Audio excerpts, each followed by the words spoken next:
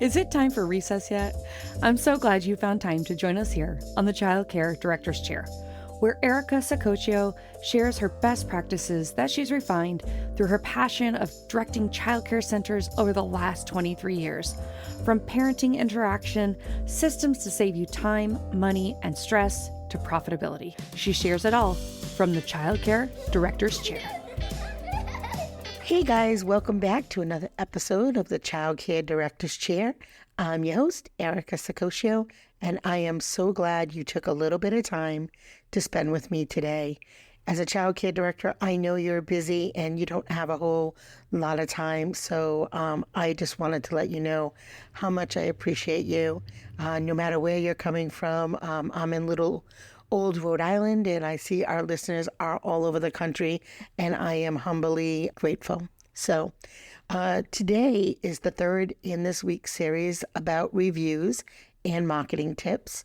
And as directors, one of our major functions is keeping our centers at full capacity and, of course, maintaining a wait list. And in my experience, many directors have moved up from teaching positions with degrees in the field of ECE, and rightfully so, as much of what we do is education related. But in our day-to-day, there is the business side of running a center, and not all directors have that experience. And a few of you struggle or learn trial by fire, which is why I thought this would be a great topic to focus on this week. And I wanted to give you some helpful tips that you could use right away, that weren't super complicated, that could really just help you start to develop your skills in the area of marketing, social media, and where reviews fit into all of this. So, on Monday, the beginning of the week, we talked a little bit about the importance of reviews and how to use them. But I want to just kind of recap a little bit.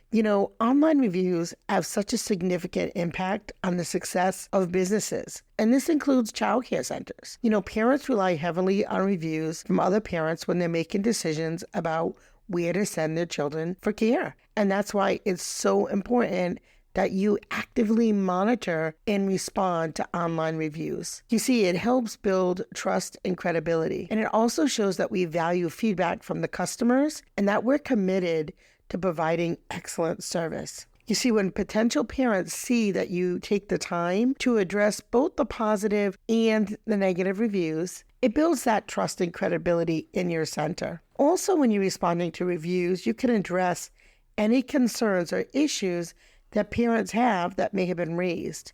And this allows you to improve the overall customer experience at your center. And it does show that you are dedicated to providing the best possible care for their children. Now, of course, it goes without saying, positive reviews can attract new parents to your childcare center, while responding to negative reviews might help mitigate any potential danger to your reputation. And I know if you're anything like me, you worked really hard to get a good reputation, and for some of us, a really long time. So you want to really do your best to make sure that you are shown in the best light. So actively engaging with online reviews, you can showcase your strengths of your childcare center and ultimately increase enrollment. And of course, responding to online reviews, we know, can also have a positive impact on your search engine optimization efforts. Google and other search engines take into account the frequency and quality of reviews when ranking websites. So before we go any further, you might want to pause this for a second and open up your, another tab and take a look to see where your center ranks. When you type in your center, do you show up on the first page? Do you have the most reviews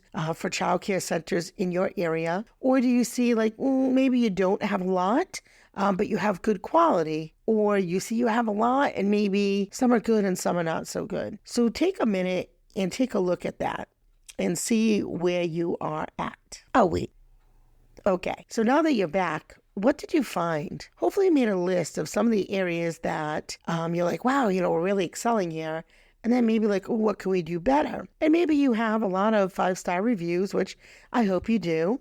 Look at the dates, and are they current? If they're not current and they're from a couple years ago, you really want to, kind of brush that up.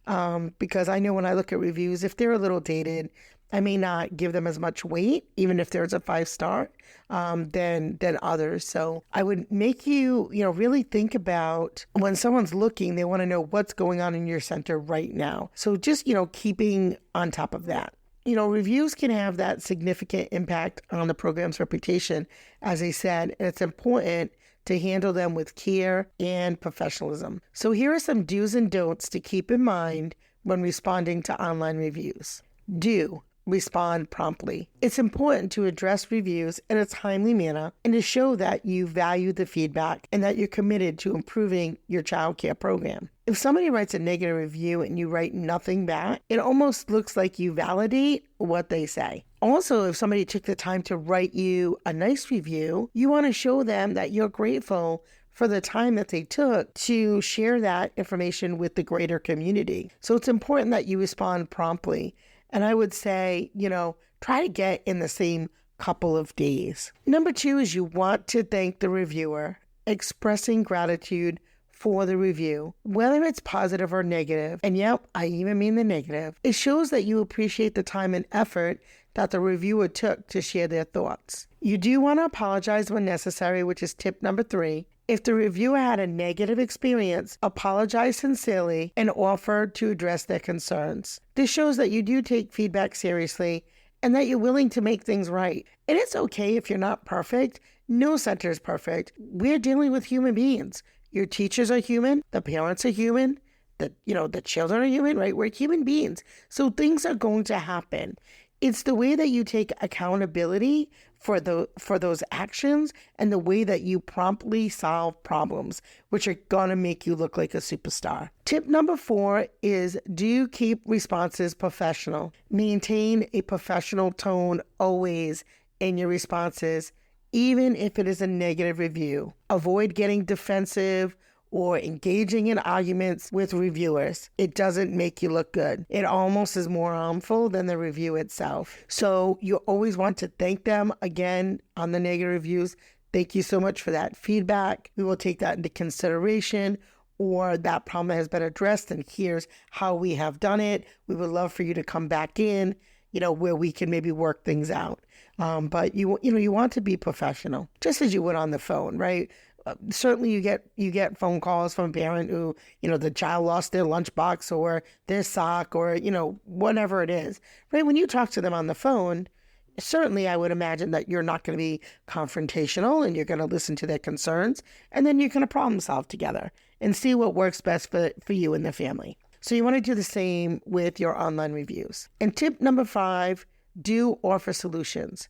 If the reviewer had a bad experience, offer solutions or ways to address their concerns. And this shows that you are proactive and improving your program. Because I don't want to say I love negative feedback, but when we do paper surveys with our parents, I'm always looking for the feedback that isn't, perfect.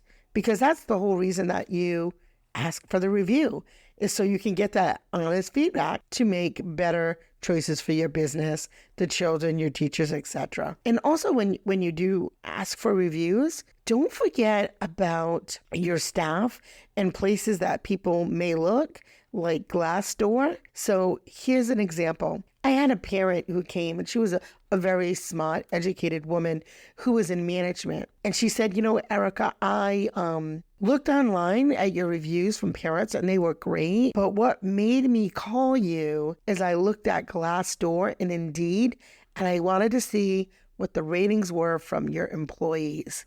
Because I know happy teachers make happy families and happy children. And so I thought, wow, she's right.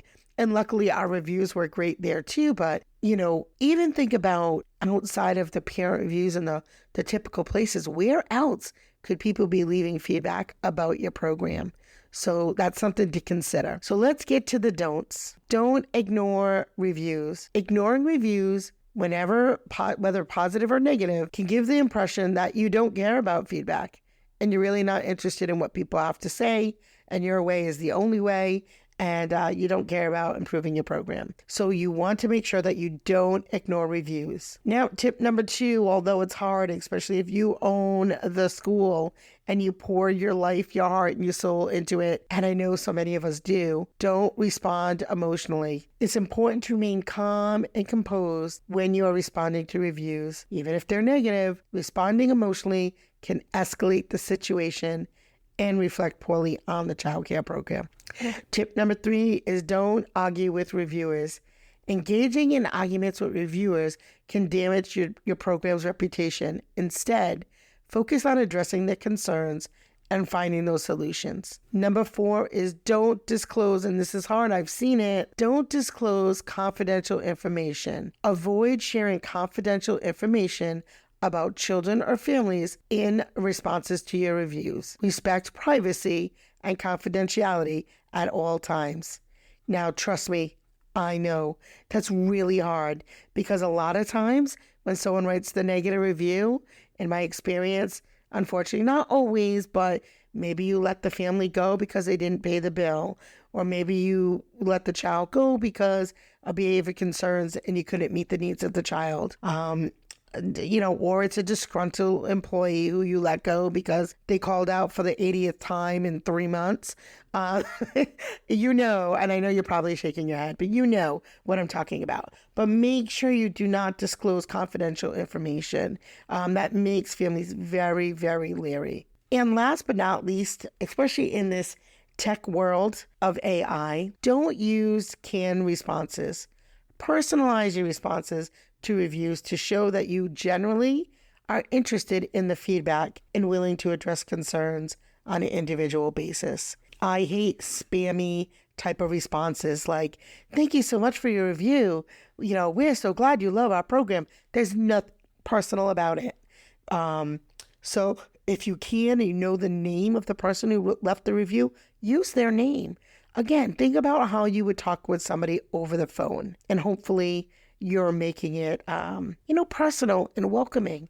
To me, that's so important. And I think that that's probably one of the number one things that makes our program special is just how welcoming and friendly we try to be. So that's it for my tips for today. I want to leave you with this. Let's make every moment count with kindness and giggles, because when we focus on the little hearts, the big ones will follow. That's it for today on the Childcare Director's Chair.